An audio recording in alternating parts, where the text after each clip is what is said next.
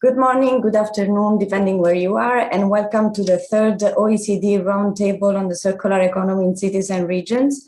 My name is Oriana Romano, and I have the pleasure of moderating this session today. Welcome to our distinguished speakers and to the participants. Please use the chat function to say who you are and from where you are joining us. Before officially starting the session, allow me to remind you that live interpretation in both English and Spanish is available. You can click on the globe on the bottom right of the toolbar to select the language. We are recording the webinar, which will be available on the OECD website in a few days. Finally, feel free to engage with us on Twitter at OECD_local using the hashtag circular economy. Today's session will start with a special event for the OECD program on the circular economy in cities and regions, which is the launch of a new report on the circular economy in Granada, Spain. And I'm delighted to introduce Ms. Lamia Kamal Shawi, Director of the Center for Entrepreneurship, SMEs, Regions and Cities, and Mr. Luis Gonzalez, Deputy Mayor of the city of Granada, Spain, for their opening remarks and launch of this report. We thank very much Mr. Gonzalez for his presence today, given that unfortunately the Mayor Salvador could not join us due to urgent business. Lamia, the floor is yours. Thank you so much, Oriana, Deputy Mayor Gonzalez Ruiz, ladies and gentlemen, dear colleagues. It's a real pleasure to welcome you all to the third OECD Roundtable on the circular economy in cities and regions. And we are here today to launch the OECD report on the circular economy in Granada. I would like, of course, to start by thanking the Mayor of Granada, Mr. Luis Salvador, for his strong political commitment to this agenda. And sadly, as you mentioned, Oriana, he could not join us today, but we are really, really pleased to welcome Deputy Mayor Gonzalez. Thank you, dear Deputy Mayor, to be with us today to celebrate this very important achievement. The COVID-19 crisis, we know, has really provided a wake-up call on to the unsustainable nature of many, many environmental and social trends. It has also provided renewed momentum for action, and this is the good news, to change the way we produce, to change the way we consume, and in particular by capitalizing on the potential of the circular economy. So while more and more sectors and firms are realizing the benefits of the circular economy, they really need to be supported by the right policies, by the right governance structures, and by the right legal and regulatory frameworks if we are to fulfill its three potential. And here, cities and regions, they have a powerful role to play in driving this transformation. We have seen through our data that on average, some national governments in the OECD are responsible for 64% of public investment related to climate change and other environmental issues. And over the past 3 years, the OECD Center for Entrepreneurship, SMEs, Regions and Cities has worked with over 50 cities from around the world and more than 500 other type of stakeholders from OECD countries to produce evidence and policy guidance to support the transition of local and regional government to the circular economy. And we have undertaken specific case studies in the cities of Valladolid in Spain, in Groningen in Netherlands, in Umea in Sweden, and in Granada, and more case studies are in the pipeline. So let me now just focus on today's report on Granada. Granada is really at the beginning of its transition from a linear to a circular economy, and we have to see this as an opportunity for the city to be among the leaders in the transition and to forge a path for other cities to follow. And like many cities around the world, the COVID-19 pandemic has hit Granada very hard with profound impacts on public health, social well-being, and the local economy. And we have seen, for instance, that as of April 2021, the region of Andalusia had the third highest caseload and number of deaths in the country after Madrid and Catalonia. The province of Granada experienced a 12% GDP reduction in December 2020, and the employment rate reached 20.3% in the first quarter of 2021. So the impact is huge, and it's probably going to continue to be the case for a moment. The government of Spain, fortunately, has put in place support, for example, through its extraordinary social fund, which is providing funding to reinforce, among others, community social services and aid programs for families in need. But much still needs to be done to ensure a full recovery. And despite the hardship and the tremendous challenges ahead, we can say that the crisis can be an opportunity for Granada to advance this circular economy agenda. The Spanish Recovery, Transformation and Resilience Plan, you call it España Puede, which I hope I pronounce correctly. This plan gives strong impetus to the green transition. It has set aside 37% fund for the green agenda, including the circular economy. And I know that this share is much higher than many OECD countries. So the overall framework is quite conducive. And the city of Canada can really benefit from this momentum and take concrete action by investing in the right things. So going circular is not totally new to Granada. We have seen that since 2015, the transformation of the wastewater treatment plant into a biofactory has been a concrete example of how to reuse and recycle waste. And in addition, the city has been working hard to deliver an ambitious environmental and smart agenda through the plan for Granada towards sustainability and through the Granada Smart City strategic plan 2020. So Granada has already a lot of good things ongoing, has a lot of very interesting plans, and now it can go a step further by focusing its efforts on its two main strengths, which are tourism and science. And for instance, on tourism, we have to recall that Granada is among the top 3 destinations in Andalusia. We all know that tourism can negatively affect land use, water and food consumption, and accelerate environmental degradation. So applying a circular economy approach to tourism is a win-win strategy in that it can bring an additional, more sustainable source of revenue. This means reducing the use of disposal products, including circular principles in hotel business models, and reducing food waste by selling surplus food or donating it to food banks.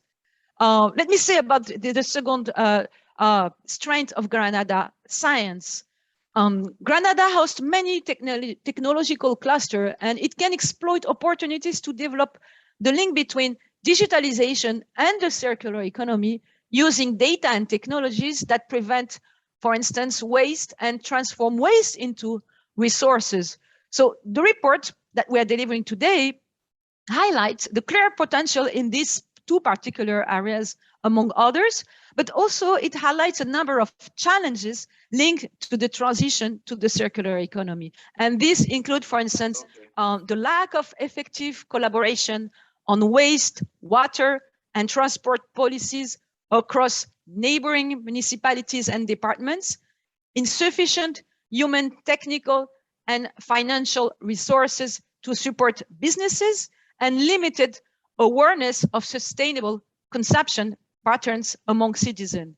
And don't worry about these things, because this is something that we have seen in many other cities from around the world. So the report suggests several of recommendations for Granada to overcome these concerns. And let me highlight 3 of them. First, Granada would really benefit from defining a circular economy strategy with sector-specific goals, such as Amsterdam in the Netherlands, Paris, and London have done. For Granada, a strategy, for instance, would include specific educational and communication programs to help promote a circular culture. Inspiring examples of initiative in other cities like Valladolid in Spain include circular weekends where entrepreneurs join forces on circular projects, or another example, London, where circular economy ambassadors are helping to raise awareness at the workplace. The second example of recommendation that we have in the report is that Granada can facilitate dialogue with the regional authority of Andalusia, which has also developed a regional circular economy strategy. And this is to better align the ambitions and joint efforts to monitor progress. The city should also engage further with universities, technological hubs, and the business sector to identify and collaborate on circular solution in waste management, in transport, in food and hospitality, just to name a few. And finally, a third recommendation that I will mention here is that Granada can put in place the right regulatory and financial conditions, the right conducive environment for this transition. And one way to lead by example could be, for instance, through applying a circular economy lens to public procurement, as it is the case in cities like Amsterdam or Ljubljana in Slovenia. So the reports conclude with an action plan, a very concrete action plan that charts the concrete action going forward to make these recommendations happen. And as always, the OECD Center for Entrepreneurship, SMEs and Regions and Cities stands ready to support Granada in the implementation phase in this effort. Let me now conclude by, again, congratulating Granada and Mayor Salvador for the strong commitment of his administration and local stakeholders to make their cities more circular and more sustainable. Again, I will never stop mentioning again and again that leadership matters to make things, political leadership matters to make things happen. So congratulations. Our road to the circular economy transition continues with other cities, with Glasgow, with Montreal, with Tallinn in Estonia and in Ireland. You will hear more about these different case studies during the roundtable today and tomorrow. And meanwhile, I wish you a very fruitful discussion and webinar. Thank you so much. Thank you very much, Director Lamia Kamal Shawi, for these opening remarks and launch of the new OECD report on the circular economy in Granada. We are now switching to Spanish.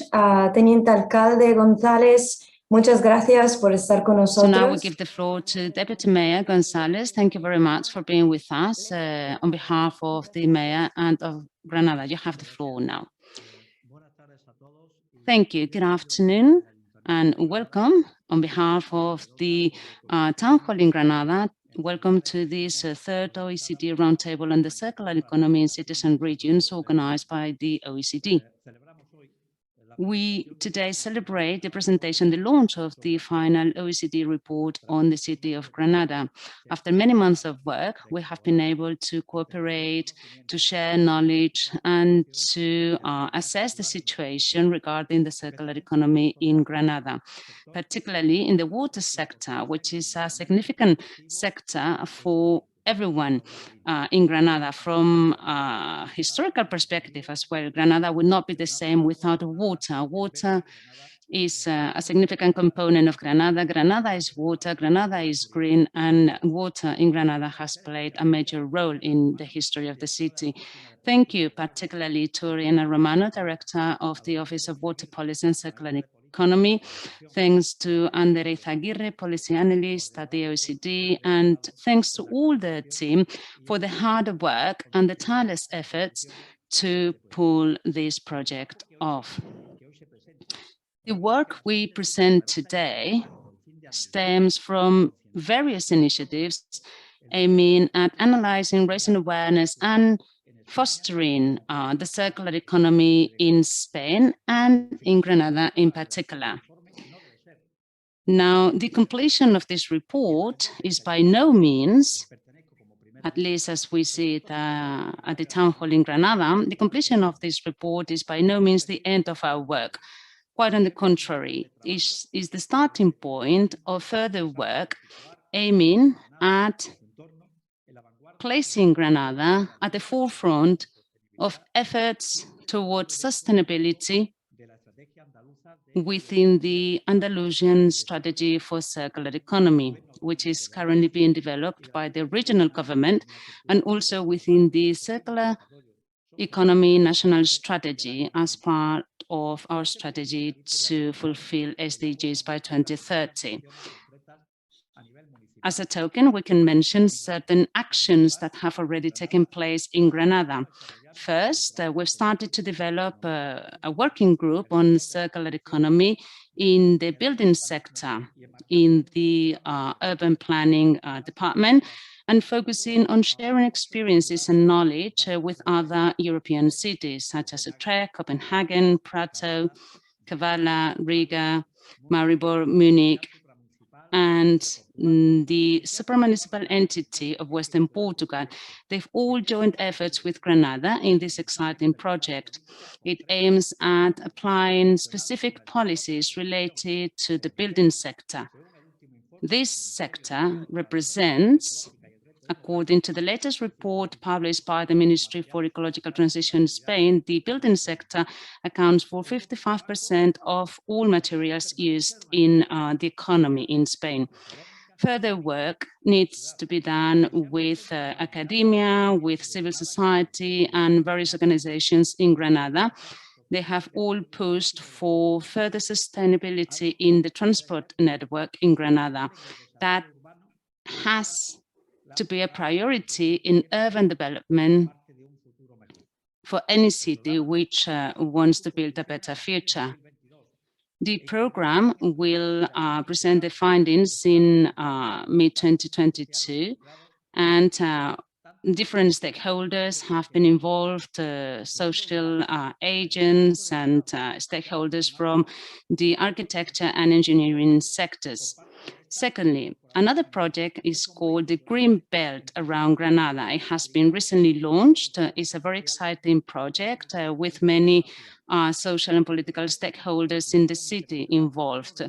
Through an agreement with an association, we plan to plant several thousand trees in Granada and the metropolitan area by 2031.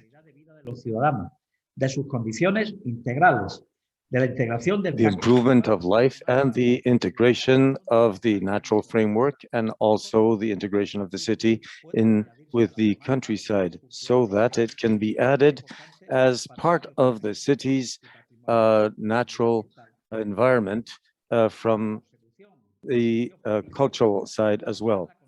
To achieve these objectives, it is very important to obtain cooperation of the various sectors in the city, and to include, of course, architecture, the social elements, the economy, the academia, and the urban sides as well.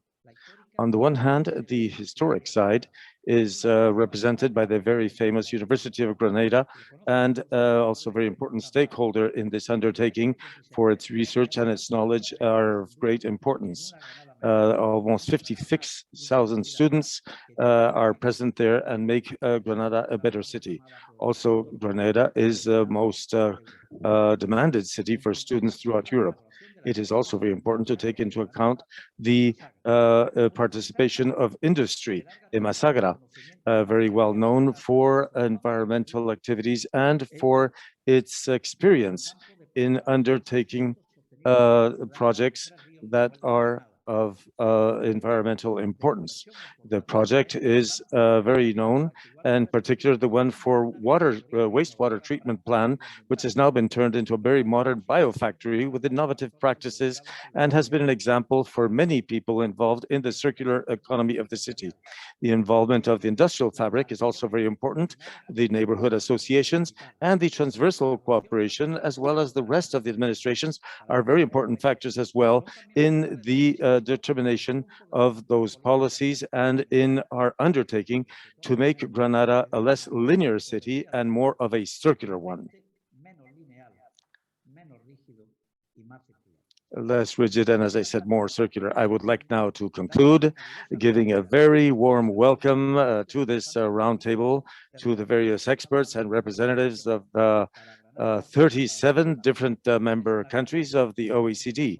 From Granada, we hope that all of these meetings will be very fruitful, and we hope that the awareness and the knowledge that we're going to share are going to allow us to produce policies that will produce greater awareness on the sustainability policies in the entire Western world. And of course, on behalf of the Mayor of Granada, I would like to thank you all for being here and extend a warm welcome.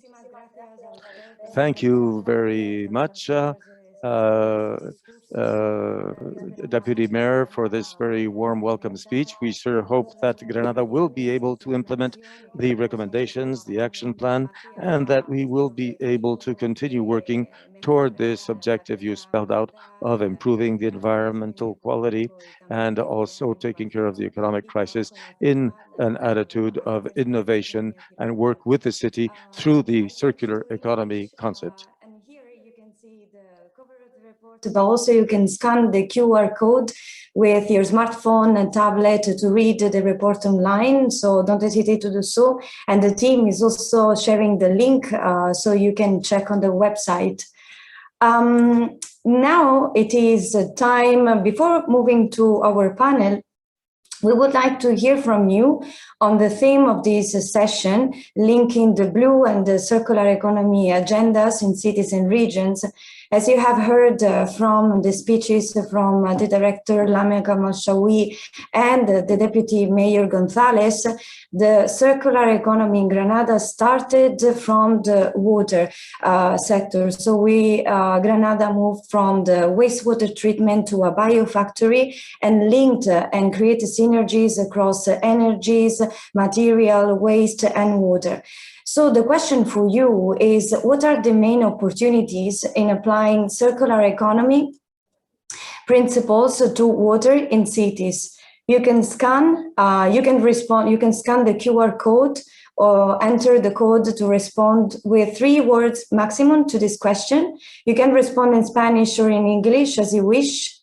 And you have the link in the chat. So we will give you, perhaps we can move back to the QR code so that people can scan, participants can scan the QR.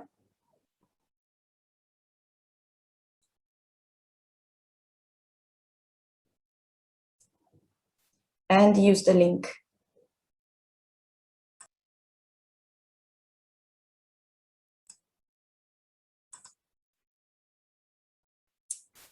So it's resource efficiency, energy self-consumption, creation of fertilizers, fight water scarcity, closed loops.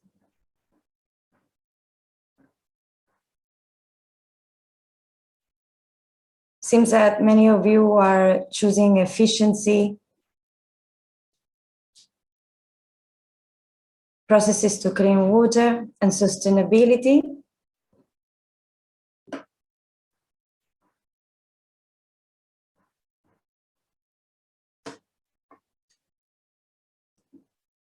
Responses are still coming. Indeed, efficiency is the most chosen word in terms of opportunities in applying circular economy principle to water in cities, but also sustainability, water security, biodiversity, green, nature, agriculture. So I will close here and thank you very much for participating.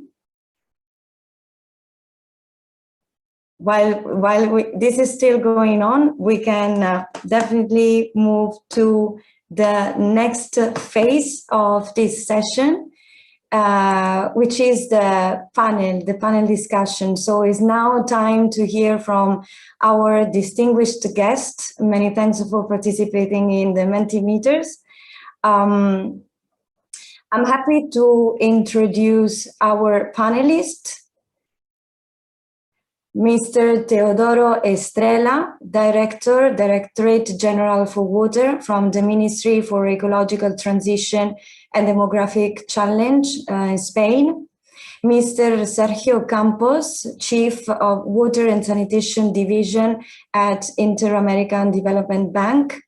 Ms. Desiree Marin, Head of the Sustainability Department of CET Aqua, Water Technology Center of Suez, Spain. And Ms. Cristina Arango, Director of Bogota Water and Sewage Agency from Colombia. Thank you very much for being with us. While we will start our panel discussion, I strongly encourage the audience to ask questions to the panelists using the Zoom Q&A function. I will ask a question in English, but then you can hear from the panelists in Spanish, so please use the interpretation function. I will kindly now ask Mr. Teodoro Estrella to put on the camera as the other panelists so we can see you. Teodoro, can you hear me? Yes, I can hear you. Yes, we can hear you, but we cannot see. Now we can see you very well. Thank you very much for being here with us. So we have one question for you to start with. Starting from the report, the conclusions of the report that we have just heard about Granada.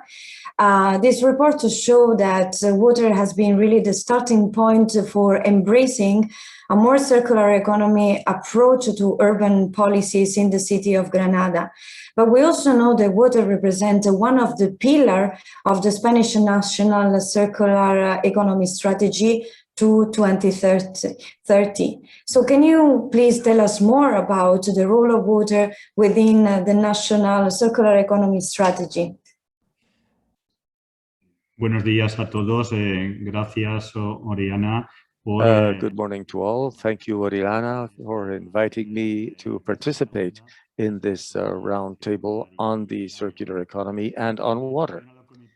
As far as the question is concerned, what I'd like to say that in Spain, June 2020, we approved a country-wide circular economy strategy. And within that strategy, water plays a very important role as a major component of the strategy, not just in terms of reuse of water resources, but also due to the fact that the approach is far wider and it recognizes the value of water in all productive areas, as well as the impact of water extraction and the loss of the biodiversity.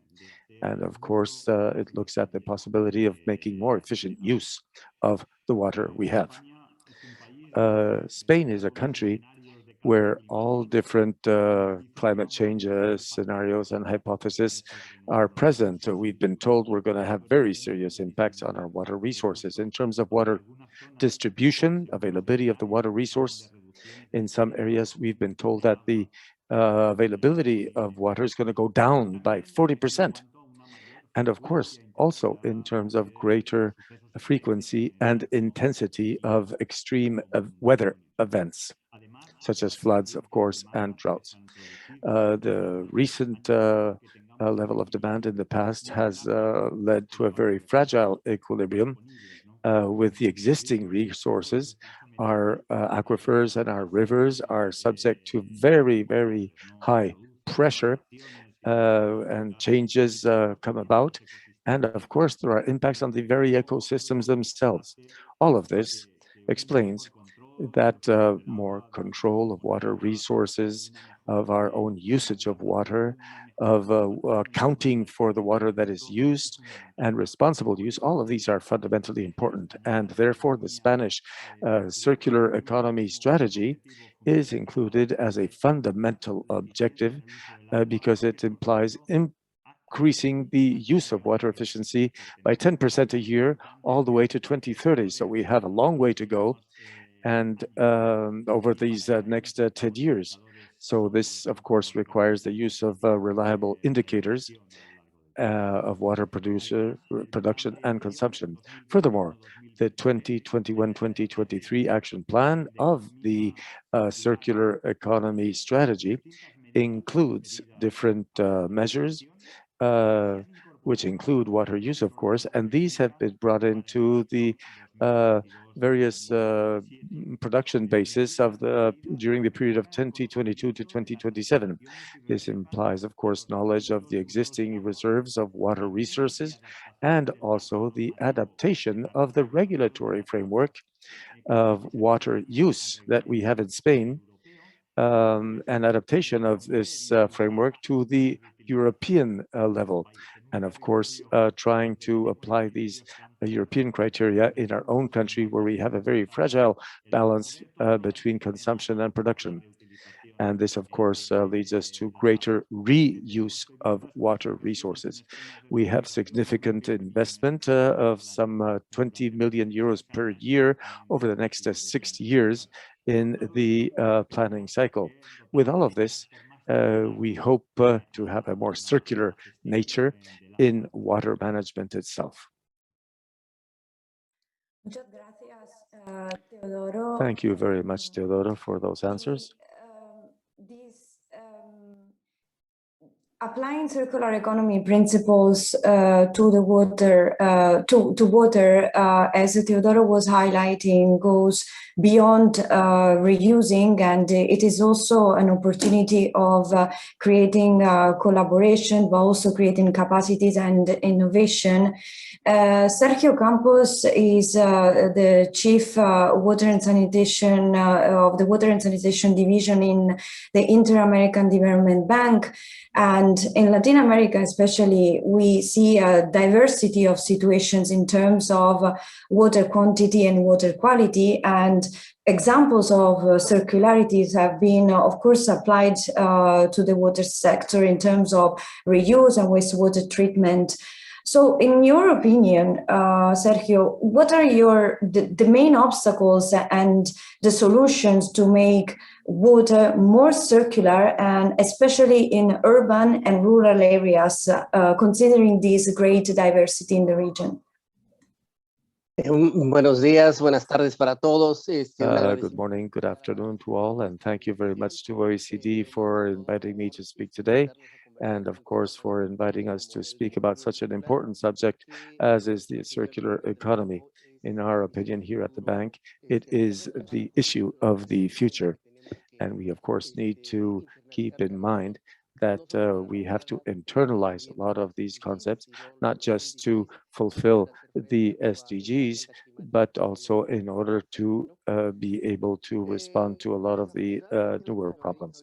Unfortunately, in Latin America, we don't have a linear perspective on production and consumption. So we continue extracting and using water.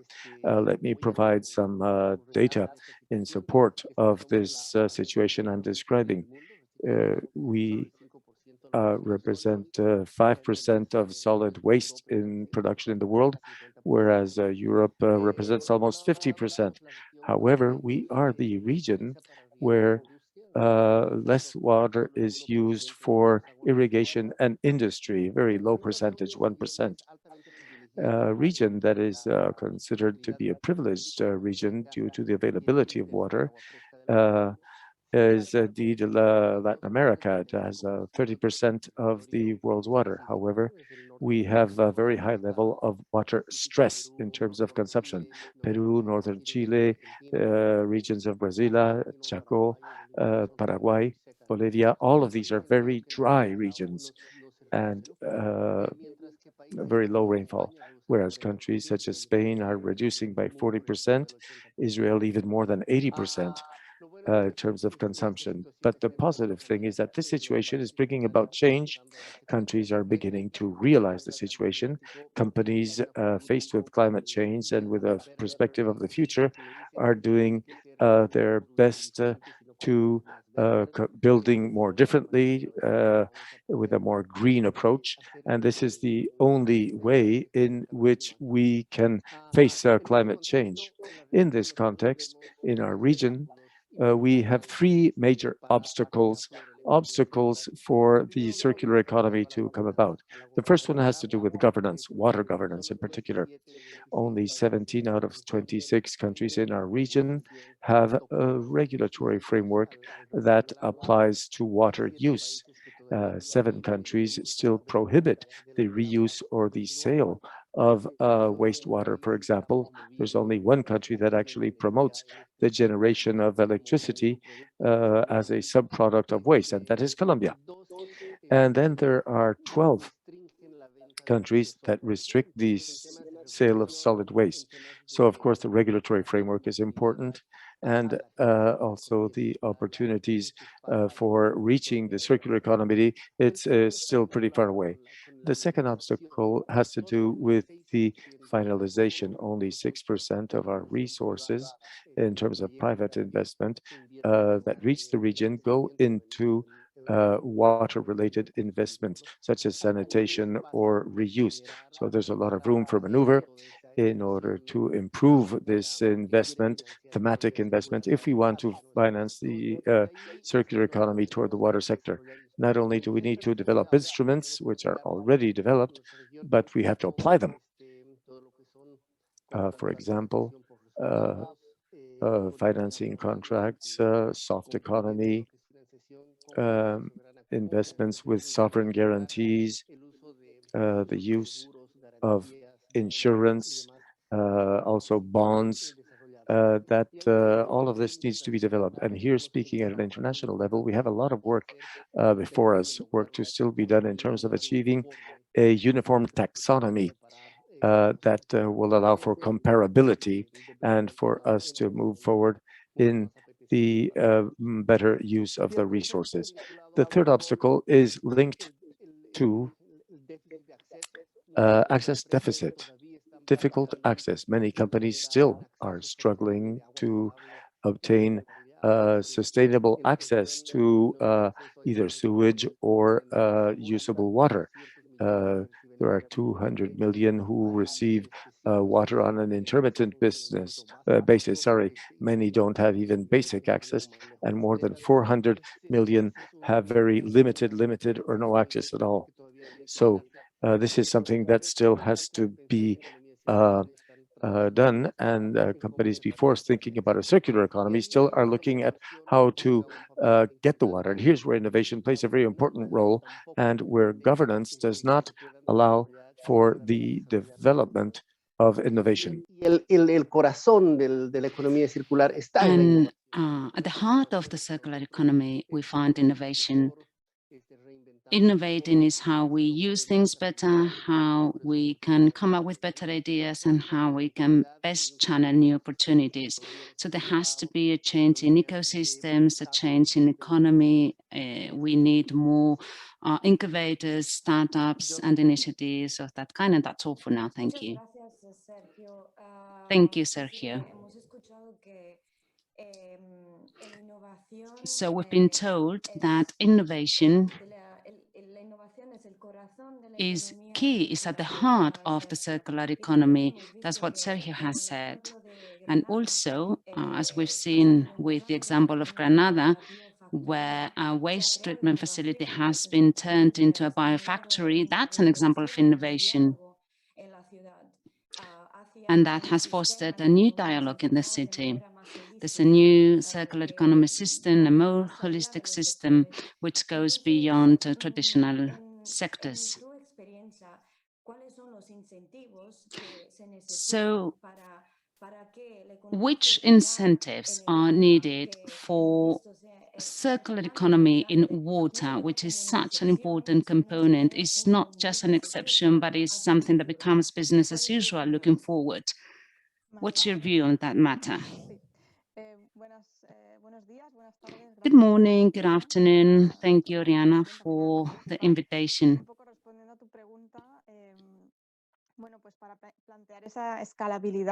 So, to ensure scalability, the first thing we need is to make an assessment of what we need to do, how we can turn waste treatment facilities into biofactories, which strategies we need. We have to study water flows, waste flows, delocation of the facility, how it's been designed, where it displays the environment as a key feature, to see whether we can find synergies with other areas. Is there any farming activity nearby? Is it close to a city? Is it close to rural areas? So according to all those elements, we could come up with various strategies based on indicators, based on factual information, to see what makes sense in environmental, economic, and social terms to make the most of all those strategies. Each strategy will have different impacts, will entail different costs. It will have a different environmental impact as well, but that can be worked out according to various indicators. And we need to look into the social aspect as well, to involve all stakeholders to make sure that we are providing benefits to the local community. That's what we have to consider. Suez is currently studying those types of initiatives in every facility in which an opportunity for transformation has come up.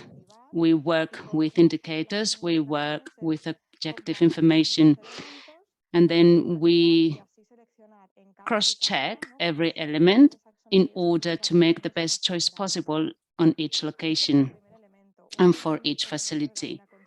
Secondly, something we also have to take into account to foster this transformation is to look into the market and various business models. Which specificities, for instance, are there in the water sector? Which synergies are we pursuing with other sectors as well? What's the cost of recovering wastewaters, for instance? What selling price is feasible? Which incentives can we tap into? Because if we don't do that, we may end up with a facility that was transformed from a waste management facility to a biofactory, but whose products we're not able to place in the market for various reasons. So we have to make sure that we can recover different nutrients, that we can maybe produce hydrogen or other gases, and that we can market those products. Furthermore, when it comes to incentives, those are significant in order to bring into reality all these initiatives. Therefore, we need enabling regulatory frameworks, and not all regulatory frameworks are enabling. For instance, single-use plastic rules in Europe amount to an enabling regulatory framework. And as was said earlier, when it comes to water resources, there's a lot to be done when it comes to the regulatory framework.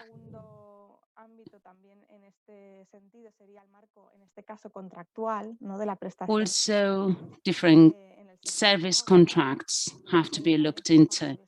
When it comes to water resources, those contracts can be more or less enabling. So we need contracts, service contracts with terms of reference, ensuring sustainability of those services and looking for long-term commitments to allow for investments made by contractors. And we should maybe do away with current contracts which offer remuneration only by ton of waste managed or by other token measures, because those contracts go against an improvement in environmental performance. Finally, tax incentives, which is the first idea that springs to mind.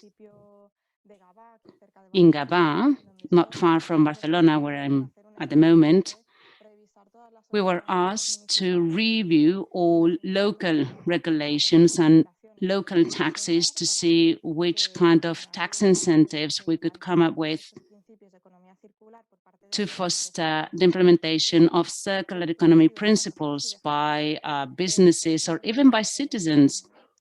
For example, citizens, which incentives could urge citizens not to dispose of paper towels in the toilet, for instance, and not to drain them away. So we have to study local regulations and taxes to make sure that the environment is the right one. Another thing we have to take into account is that we have to factor in externalities regarding linear processes. And that's how we can make more accurate comparisons between circular processes and linear processes in order to see to what extent investments can pay off and which are the right investments for the future. Thank you, that was very clear.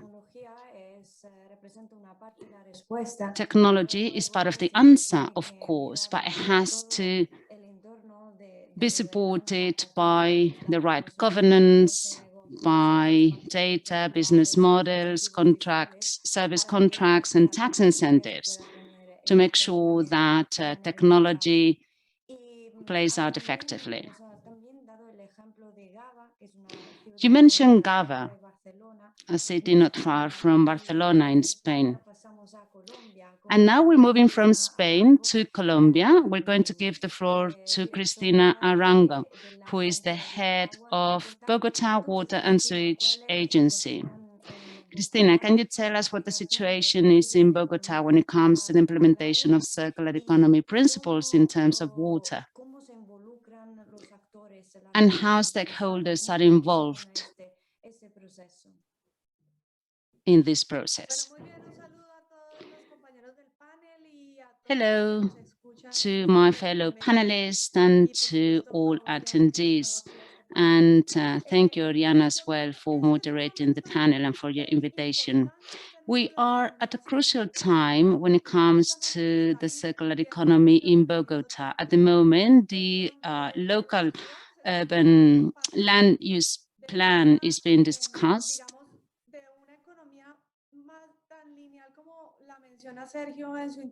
With the purpose of moving or transitioning from a linear economy towards a circular economy. This is a new approach currently being discussed, and it includes various elements in order to change the current model to make sure that we make the most of different resources, that we extend that life cycle as well. At the moment, the town hall is discussing this new plan based on these new guidelines, and that's going to guide our work over the coming years in the city. At our agency, the Bogota Water and Sewage Agency, we are well aware that we have to play a part in this transition to ensure a more circular economy. And we want to highlight 4 points. First, everything pertaining mud and bio-waste, which is generated in different sewage treatment facilities. Part of those byproducts are used for various uses and certain materials which are currently being transformed with this solid treated waste, but that's not enough. We have to make progress and ensure a higher level of circularity in bio-waste. Today, that amounts to 39,000 cubic meters per month, and it's going to be twice as high once the Canoas treatment facility is completed. It will probably be the biggest treatment facility in Latin America, and it will treat around 70% of wastewater in the city.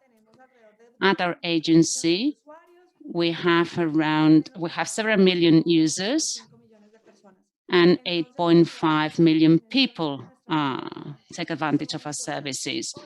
So that's a substantial size. Another area in which we're making progress is to make sure that water is reused. In the smallest facility we operate, that's already a reality. In the next couple of years, it's going to start working as well in the typical plan, which is the second largest facility that provides water to around 30% of the city.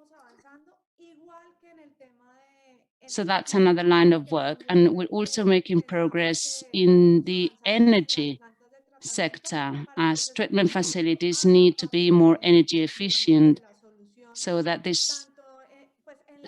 byproducts taken from these facilities are part of the solution. So that's something that's a reality already in one of the plans. It will be a reality in a second facility very soon. And we hope to gain in efficiency in the future across the board. Finally, reuse at user level is something we need to work on, and we hope to be supported by regulatory changes looking forward,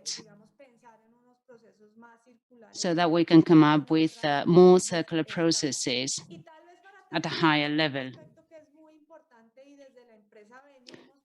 I'd like to finish by mentioning something that we believe is very significant at our agency, and that is to promote the reuse of different oils. That's not part and parcel of our current work.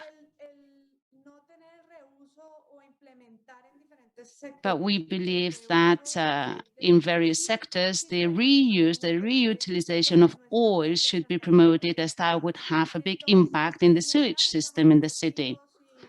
So rivers and water sources in the city would benefit from that reuse of oils if users of oils reduce oil waste. Our network will greatly benefit and will gain in efficiency in our work. So that's something we're currently promoting as well, although it's not our sector directly, but we want to join forces to come up with a comprehensive solution for the city as a whole. And that's all for me. Thank you. Thank you very much, Cristina. That was very interesting. Regulation again came up, as well as everything pertaining to innovation in water and energy. Coming over, thank you for being so active. And actually, Teodoro, we have some questions for you in relation to the KPI, so the performance indicators that are used to measure water consumption in Spain and to measure progress towards increasing efficiency by 2030. So if you can share some consideration on the indicators. And also the other question is how will agriculture evolve to meet this goal? What are your thoughts? Gracias, Oriana. Thanks, Oriana.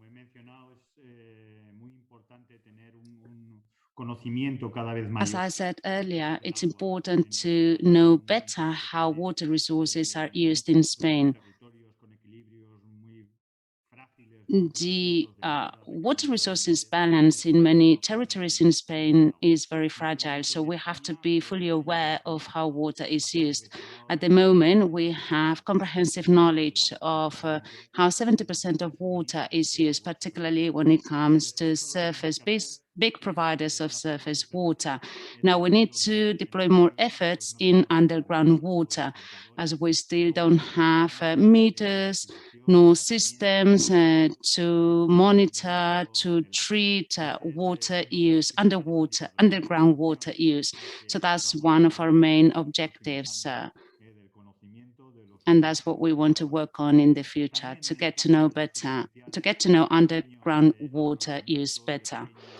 Also, how small water courses are used.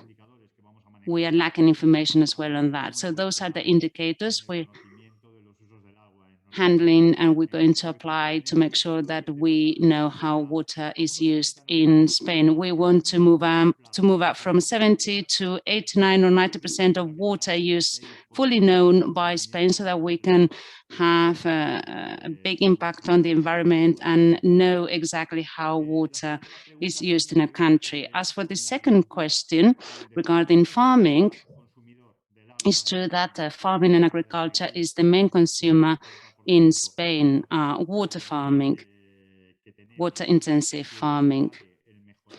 So we need to improve efficiency in that type of farming. It's true that water use has been reduced greatly over the past few years, but we still have work to be done. Around 60% of water used for farming is efficient, but there are still some farming plots which date back many years, even centuries, on which we need to work further. Y luego en mejorar la eficiencia en el uso del agua.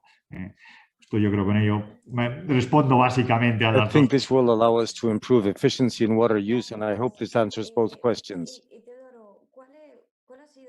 So, Teodoro, can you tell us about the impact of COVID-19 in this regard?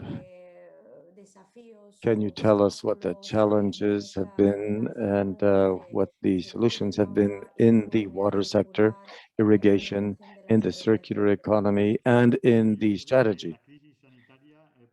Answer. Well, I think that the sanitary crisis has not just been in Spain, but in many countries, and it has clearly underscored the need to conduct an environmental transition as a key component in recovery. At a European level, there are recovery plans, transformations underway, looking for a change, looking for a transition, an environmental transition. And I think there are two fundamental components where, summarizing, we could say there is a green transition as well as a digital transition. And in the water sector, we want to make maximum use of both. We really want to focus on the green transition, which means growing protection of our rivers, of our aquifers, of our water resources. But also, of course, we need to drive the transition, which is the digital one. Of course, we spoke about water resources, and we have to have knowledge of them. But for that, we need digital information on water use, on water rights, and on what we have in our rivers. So this has to be an opportunity, really. As far as circularity is concerned, I mentioned in my first statement that a country such as ours has a very high level of demands, water demand, and that the climate change horizon points at even worsening conditions. So we have to work on filtering and treating wastewater. Not just that which goes back into rivers, but also that which could be used for agriculture, or that which could provide for further resources coming from these wastewaters. So we have to basically achieve better balance, better equilibrium in our water use. We have many challenges ahead of us, many difficulties as well, due to sanitation, cleaning, efficiency, savings. In Spain, we have recently drafted a plan for wastewater efficiency, water savings, and this plan is about to be approved after lengthy consultations. And of course, there's innumerable problems. I can't mention them all. I could mention some of them. Of course, the three administrations at state, economic, and local level still have to work in a more coordinated fashion if we wish to make progress on these subjects. If we wish to move forward in order to start with this circular use, we have to get cooperation at these three administrative levels. And we have to look for financial architectures that will allow for the use of refiltered wastewater, of course, is more expensive than using water that comes from rivers or dams. We know that the price of water from there is cheaper, but now we have to use a resource that has a higher cost. How do we do it? It's a challenge. It's a challenge that requires a legislative component and also an awareness component from the part of administrations and on the part of users, of course. So these are the challenges and the difficulties we need to overcome in the upcoming years. Thank you very much, Teodoro. I think this is an opportunity now to hear from Sergio as far as the financial architecture that we are going to hear about. This is, of course, a major challenge. What are the financial schemes or systems that you have identified in order to improve the circularity in the sector of water? Well, before we go into the specifics of the financial instruments, I think it's important for us to underscore the important role that the public sector plays in the circular economy in order to unblock and in order to escalate the investments in the circular economy through regulatory improvement, through promoting economic or financial incentives, promoting innovation, and of course, infrastructure. This, of course, requires public contracting and efficient use. So the public sector has to create the environment, the ecosystem, if I may, in order for all these to flourish. Any regulatory change that affects change redefines markets. And of course, this is something we need to take into account. In the solid waste sector, which has always been behind the water sector, and also compared to other sectors, we see in Latin America a significant wave of change being led by the private sector and also the public sector with co-responsibility, I would say. The private sector says the responsibility should share. The public sector needs the private one to pitch in. So regulatory frameworks are being drafted, and we're in a transition period. And I think that anything that has to do with financial systems or circular economy in the region requires this type of momentum behind it for change to happen. It's not necessary for us to reinvent the wheel, of course. A lot of stuff already exists. There's institutional tools, there are financial mechanisms that can be used, and there are social risk investments that have also been designed. There are also guarantee systems, insurance systems, and of course, there is a bond market. In most countries, there is such a market. So there are means to develop these instruments depending on what's been done in other countries by looking that way. So the instruments are out there.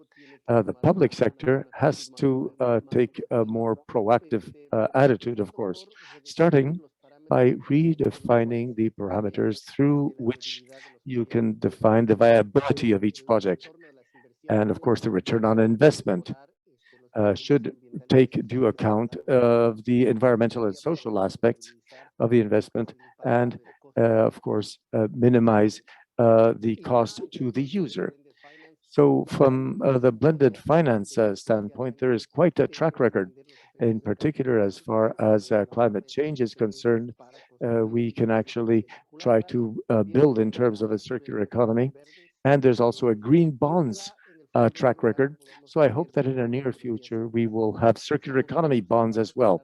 I think this is something that at the bank we're trying to move forward. But as I said previously, we at an international standpoint have a lot of work to do in terms of agreeing on taxonomies and principles that will allow for interest to be generated from a financial standpoint in these tools.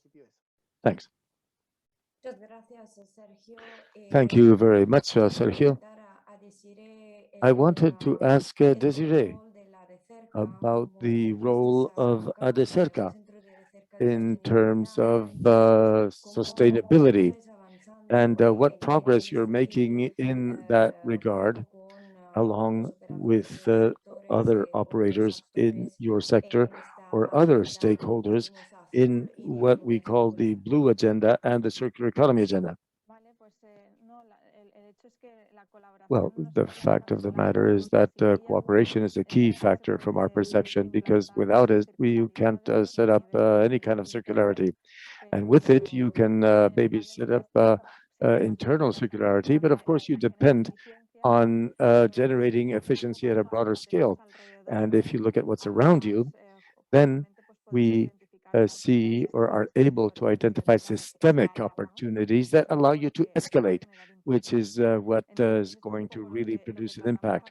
So this is what we are trying to do at the Technological Center, helping administrations and operators to assess the specificities from a technical and holistic standpoint. An example I can share with you is the one I mentioned previously about Gavà, this municipality near Barcelona, where for several years now we have been cooperating with the town hall, the technological center, and the water services company. And we've also brought into this project many companies who are located in the surrounding industrial area, private and public entities that are in charge of managing environment, agricultural areas, and even some neighborhood associations are involved. So in this cooperative framework, we can say that from every standpoint, all of the stakeholders are seeing new circular economy opportunities that go beyond the mere water sector. In the case of Granada, you start working on the water area, but then you see how all sectors are interwoven, really. So progress has been made in setting up some pilot projects where it is possible to clearly point at these opportunities that we had seen in the past. And we also have some European Commission initiatives, Intelligent Cities Challenge, citizen participation, and competitive, of course, bidding, and other initiatives that allow people to have a lower carbon and a circular economy at the same time. From the Technological Center, of course, we can contribute the research, and we can provide indicators, for example, measuring things more in terms of what my colleagues on the panel said, so as to be able to identify new benefits and be able to argue beyond the mere financial standpoint or the technological standpoint in terms of social and environmental benefits, which of course need to be counted in as well. So when we speak about cooperation, the case of Granada that we are seeing today is a new case of proper communication, good understanding between the public and private sectors, from the town hall to the water management company. And this good understanding or communication means that opportunities can materialize, and that indeed you can reach a consensus as to which objectives you need to spell out, where to do more or less work, and in which areas are going to be acted on or upon by who. Thank you, Desiree. Two questions to which maybe you can contribute. One is in relation to the industrial symbiosis. In case you came up with some of these examples, and if you would identify a best practice in terms of water facility, but also in terms of cooperative solutions, like probably the one that we shared in Barcelona and Granada, how would you perhaps identify this best practice in terms of impact, in terms of results? So one question in relation to the industrial symbiosis, another in terms of best practices and results. Vale, respecto a la simbiosis industrial. Well, in terms of industrial symbiosis, we've of course spoken a lot about the urban sector and the urban water sector, but the same opportunities, of course, can be transposed to the industrial water sector, because it also has significant capacity. And of course, both worlds work together. human wastewater sector is obviously somewhere where you can recover not just the water and reuse the water itself, but everything that is in the water. So you have nutrients, you have volatile acids that can be, or acids or other substances that can be used, polyphenols, metals, coagulants, all sorts of components that can be reused in the industrial sector and basically find themselves a second life. And then if you look at the industrial water side, same thing. Obviously, the same thing applies to the textile sector, where you can find fiber in the water that you can reuse as well. So these two areas are indeed interlinked, and the concept of industrial symbiosis, of course, makes great sense, not just in terms of the water flow, but also in terms of everything that is in the water. And in terms of results from best practices, how would you define which pilot projects have been the most conclusive? Todo aquello que sea colaborativo generalmente llega Anything to do with cooperation is always something that reaches greater success. So we have what we call implanted technology that in different sectors, where of course they have some specificities, but also greater efficiency. But of course, every time we attempt to cooperate with other sectors, that's where we make the biggest impact, because systemic scale is bigger and therefore produces results that can be extrapolated. An example of this, which is probably common to many industrial areas, where we see that some companies already have an industrial capacity filtering system, whereas others manage their waters differently. So obviously, a cooperation is something that's innovative. It's not necessarily technological, but it is obviously, it's establishing a cooperation model where the wastewater treatment facility of the bigger company can be used by smaller ones. This is a terrific model, which technologically is feasible, and where we need to do the work is in terms of governance, trying to actually get people to cooperate. This obviously has a greater impact, as I said, than you would have if you decided to manage your own wastewater. So any example that allows you to scale things up basically at a systemic level beyond a single entity, a single industrial entity, is something, of course, that matters a lot and produces great impact. Thank you very much. We've spoken about cooperation and how important cooperation is. So, Cristina, I'd like to ask you, ¿Cómo se puede aprender desde otras ciudades? lessons we can learn from other cities. In the case of Bogota, for example, which examples are you able to share in terms of future perspectives or in terms of challenges? Every time we work within the circular economy program with cities here at OECD, we always get in touch with cities and with those who share their experience. So what's your opinion in this regard?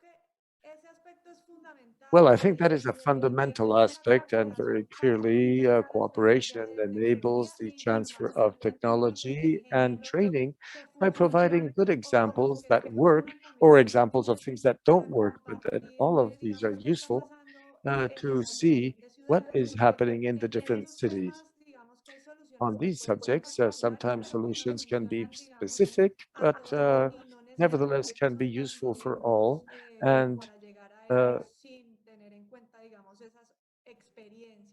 sometimes you can reach the results without having to go through the whole experience.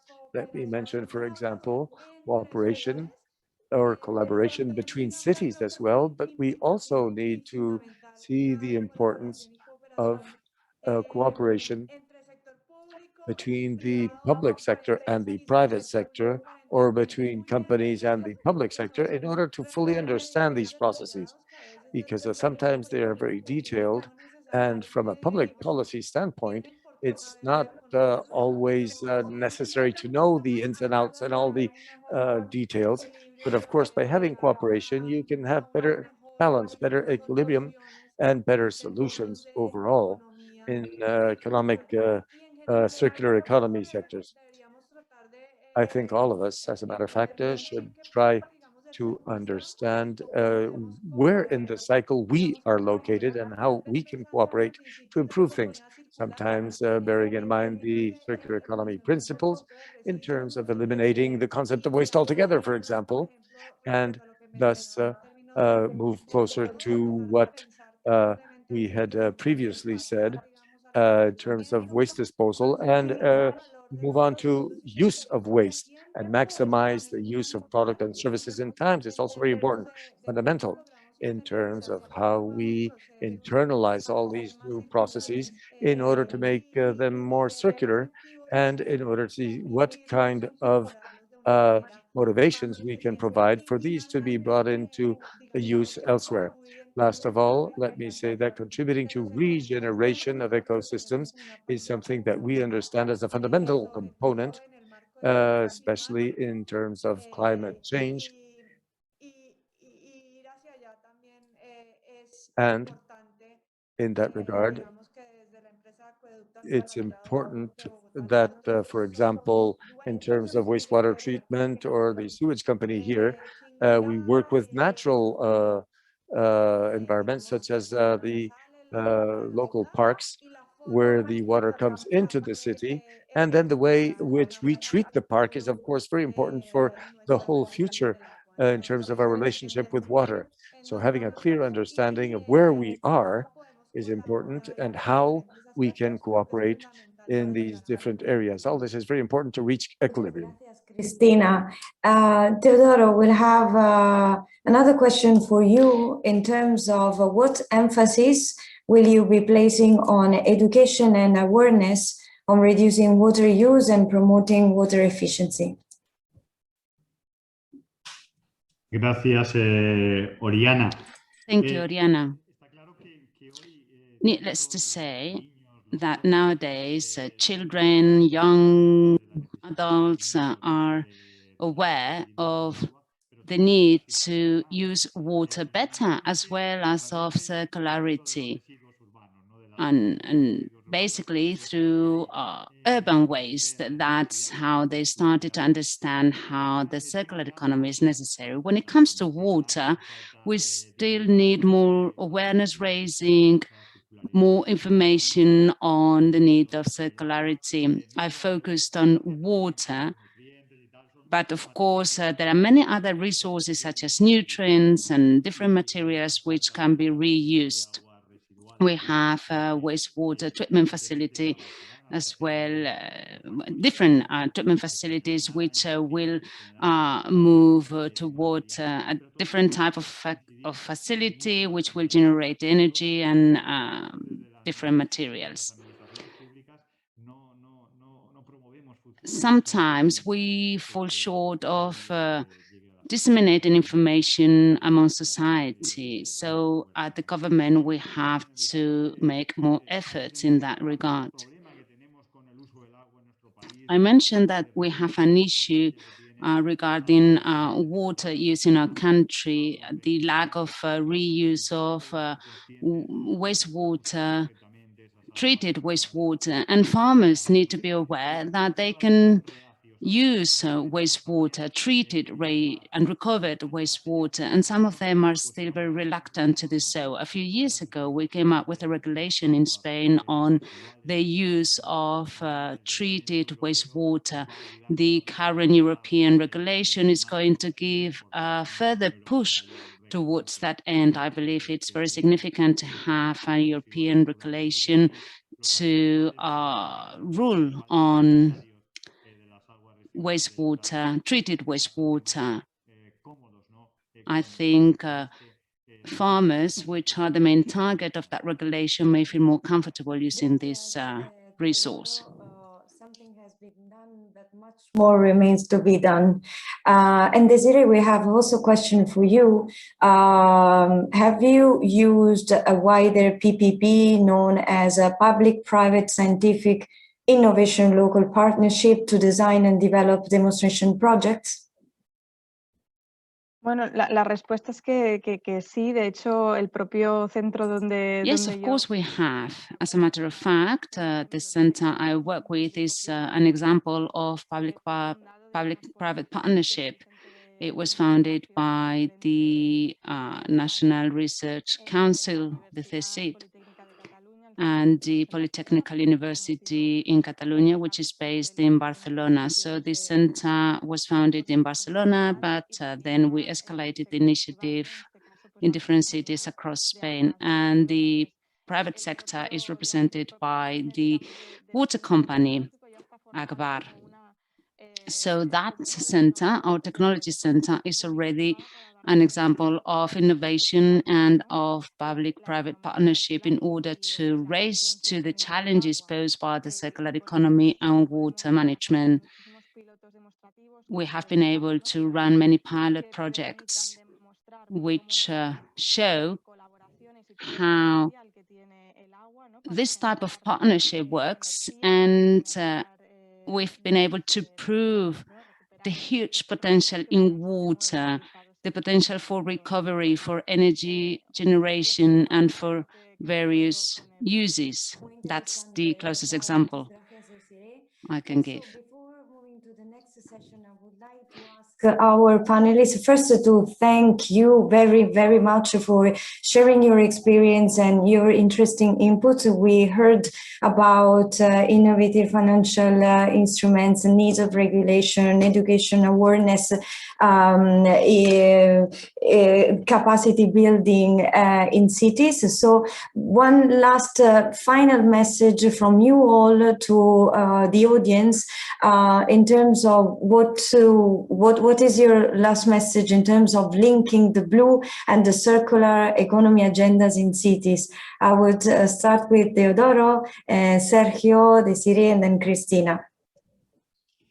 Yo terminaría diciendo que la economía circular en Well, I think that circular economy in cities and regions is a very significant framework to strengthen relationships between various sectors in which water plays an important role, in particular regarding water use and water treatment.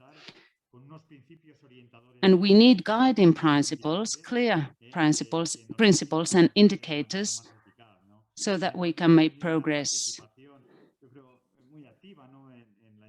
Spain has been very much engaged in the OECD Water Governance Initiative, and we'd like to do so as well in the framework of the circular economy. So we hope to continue working with the OECD.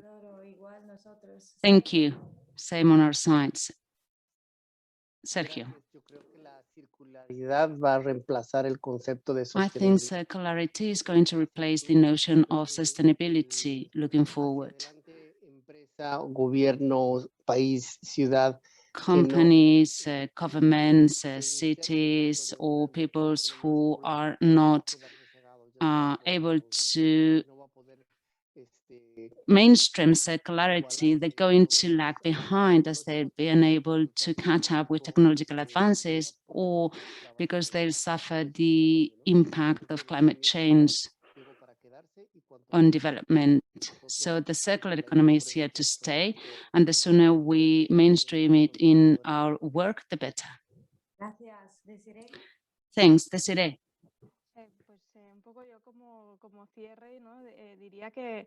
Well, as a final message, I'd like to say that there's a huge potential in terms of technology development, and that can be key in our progress towards circularity and better water use in cities and regions. But there are other points which deserve attention as well. The need to be more innovative in anything pertaining cooperation public perception and public acceptance of all changes that are being brought about, different governance and financing models. So pilot projects will still be run to test technical feasibility of various initiatives, but we also need to bring down implementation barriers so that anything that we can put forward from the technology side is becomes a reality, because that's what really matters. Cristina. I'd like to finish by saying that in this post-COVID scenario, the circular economy can help towards economic recovery. It can help create jobs and bring more efficiencies in the economy, so it can be part of the solution when facing challenges in the future, in order to go back to economic levels, pre-pandemic economic levels. Thank you very much, Cristina. Thank you very much, all panelists. We've come to the end of our session. And keynote speaker Ken Webster already connected. The next session will see the green and the circular. We saw the blue, now we switch to the green towards COP26. We will also show another case study on Glasgow. The team is putting on the chat the link to the report that we launched today on the circular economy in Granada, Spain. I would like to thank very much the interpreters. This session has been running in English and Spanish. The next one will be in English only. And I would like to thank very much my team, Andres Aguirre, Andrea Corrigi, Juliette Lassman, and Melissa Kerimi Dikeni, for their work. And I see you now. I pass the floor to my colleague Tadashi Matsumoto for the next session. Thanks very much. Thank you to all the panelists for being with us and sharing your experience. Thanks. Thank you. Muchas gracias. Thank you. Gracias. Muchas gracias. Hasta luego. Gracias. Thank you. Luego.